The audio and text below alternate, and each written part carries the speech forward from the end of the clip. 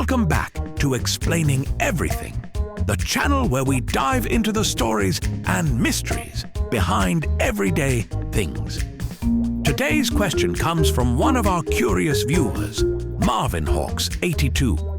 Thanks for the suggestion, Marvin.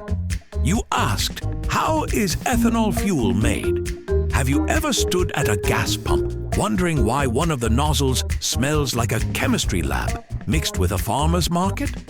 That's most likely fuel made from crops. But how do we go from cornfields to car juice? Is it black magic? Secret rituals? A group of scientists chanting over a bubbling vat of corn mush. Stay tuned as we break down exactly how ethanol fuel is made, right here on Explaining Everything.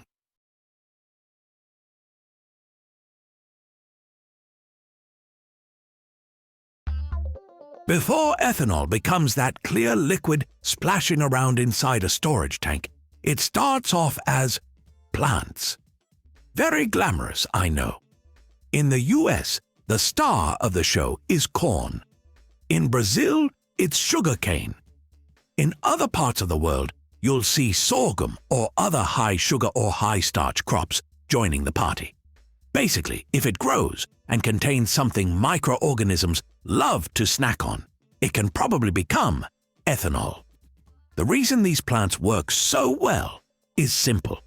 They contain either sugar or starch, and starch can become sugar when processed. And sugar is the VIP guest at the ethanol production party. Without sugar, the whole system collapses. It's like trying to throw a birthday party without food. Technically possible, but everyone will hate you. So farmers grow the crops, harvest them, and ship them to ethanol plants, which are basically giant industrial kitchens if the chef were a microbiologist with a huge budget and questionable hobbies. Once the crops arrive at the ethanol plant, they don't get a warm welcome. Corn, for example, gets ground up so aggressively it probably rethinks its life choices. This turns it into a fine powder called meal. If the raw material is sugarcane, it gets crushed to release a liquid syrup called molasses or juice. Next comes someone's favorite part, cooking. The ground-up corn gets mixed with water and heated to make mash, which is basically hot corn oatmeal, but without the joy or nutritional value. Enzymes are added to break the starch into glucose, which is the simple sugar yeast can eat. Yeast loves glucose. Once the enzymes finish doing their biochemistry kung fu, the resulting sugary soup is ready for the tiny workers, yeast cells. Yeast gets tossed in like celebrity judges entering a reality show. Their job? To eat sugar and produce ethanol and carbon dioxide.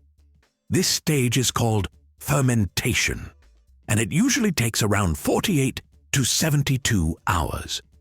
During this time, the mash bubbles like a witch's cauldron, except instead of curses, it produces fuel. The carbon dioxide floats away, and the ethanol stays dissolved in the mixture, which at this stage is called beer. Yes, fuel beer. It contains roughly 10 to 15% ethanol, which is too weak to power a car and too disgusting to drink. So please don't. Now that we have this weird corn beer mixture, we need to extract the actual ethanol.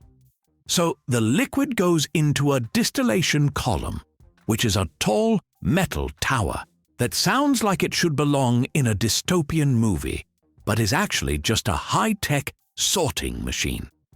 Distillation works because ethanol boils at 78.3 degrees Celsius, which is lower than water's boiling point. When the mixture is heated, the ethanol evaporates first and rises through the column, while water stays behind. The ethanol vapor is then cooled back into liquid form and collected. Congratulations! We now have ethanol. Except, it's still not done. This stuff is about 95% ethanol and 5% water, and fuel ethanol needs to be extremely dry. Cars do not like surprise water. That's how angry engines happen. So the ethanol goes through dehydration, often using molecular sieves, fancy granules with microscopic holes that trap water molecules. After this process, the ethanol reaches 99% purity, finally ready to be blended into fuel. But wait, we're still not finished. Pure ethanol is legally required to be denatured, meaning adding a tiny amount of gasoline so humans don't try to drink it. Because apparently, someone, somewhere, would. Now we've got fuel-grade ethanol, clear as water, but definitely not drinkable. It gets stored in massive tanks until it's ready to move out. Most of the time, ethanol is blended with regular gasoline. You've probably seen labels like E10, 10% ethanol, E15, and E85.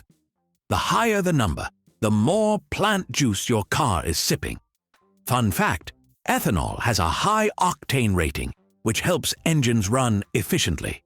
Less fun fact, ethanol attracts moisture, which is why it's kept separate from gasoline during transport and only blended before distribution. From the plant, trucks and pipelines move the ethanol to terminals, where it's mixed with gasoline. Then, it's sent to gas stations, ready for you to accidentally grab the nozzle and wonder why the pump smells like someone spilled a chemistry set. And that's how ethanol fuel is made. From crops, to mash, to bubbling yeast soup, to high-tech distillation towers, to the fuel tank of your car. It's a weird mix of agriculture, biology, and chemistry all rolled into one. So the next time you fill up and see that little E15 or E85 label, you can smile knowing your car is partially powered by glorified crop juice. Science is wild and apparently very flammable.